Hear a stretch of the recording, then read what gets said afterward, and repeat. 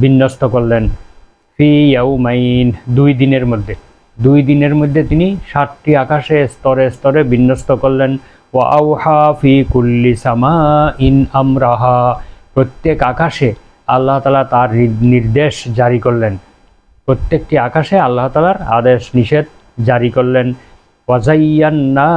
ওয়াজাইয়ান্না সামাআদ দুনিয়া বিমাসাবিহা ওয়া হিফযা, অতঃপর আমি, আল্লাহ তাআলা বলেন, অতঃপর আমি দুনিয়ার আকাশকে বিভিন্ন প্রদীপপুঞ্জ দ্বারা সুসজ্জিত করেছি, অর্থাৎ বিভিন্ন তারকারাজি, গ্রহ, নক্ষত্র, জ্যোতিষ্ক ইত্যাদি দ্বারা আমি আকাশকে সুসজ্জিত করেছি। ওয়া হিফযা, এবং এই আকাশকে সংরক্ষিত করেছি এই প্রদীপগুলো দ্বারা, তারকারাজি, নক্ষত্র, উল্কাপিণ্ড, এগুলো দ্বারা আকাশকে আমি হেফাজতের কাজ করেছি, সুরক্ষিত করেছি।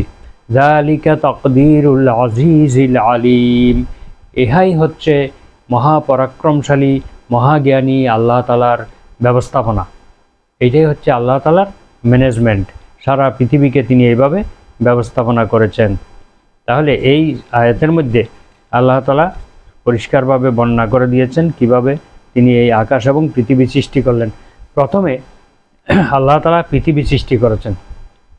এই আয়াত থেকে প্রমাণিত হয় প্রথমে পৃথিবী সৃষ্টি করেছেন, তারপর তিনি 7টি আকাশকে স্তরে স্তরে সৃষ্টি করেছেন। যেমন আমরা পৃথিবীতে কোনো স্থাপনা তৈরি করতে গেলে আগে আমাদেরকে নিচে কাজ করতে হয়, মাটির নিচে বা নিচতলার সম্পন্ন করে ফাউন্ডেশন দিয়ে পরে উপরে ছাদ দিতে হয়। তো সুতরাং বোঝা যাচ্ছে যে নিচের অংশ নির্মাণ করা আগে প্রয়োজন, তারপর উপরের অংশ। আল্লাহ তাআলা এই কাজটি করেছেন। আনতুম আশাদ্দু খালকান আমিস সামাউ বানাহা, সূরা নাজিয়াতের 27 থেকে 33 নম্বর আয়াতে আল্লাহ তাআলা তার সৃষ্টির বর্ণনা দিচ্ছেন এবং মানুষকে প্রশ্ন করছেন যে তোমাদেরকে সৃষ্টি করা এটাই কঠিন ছিল, নাকি আকাশকে সৃষ্টি করা কঠিন ছিল? বানাহা, আকাশকে তিনিই সৃষ্টি করেছেন, তিনিই নির্মাণ করেছেন। অর্থাৎ এই বিশাল আকাশ, কুটিবিহীন এই মহাকাশ সৃষ্টি মানুষের সৃষ্টির তুলনায় অনেক কঠিন ছিল। মানুষের সৃষ্টি করা এটা খুবই সহজ ছিল আকাশ সৃষ্টির চাইতে। রাফা সামকাহা ফাসাওয়াহা, আকাশকে তিনি সুউচ্চে অনেক উপরে স্থাপন করেছেন এবং উহাকে সুবিন্যস্ত করেছেন।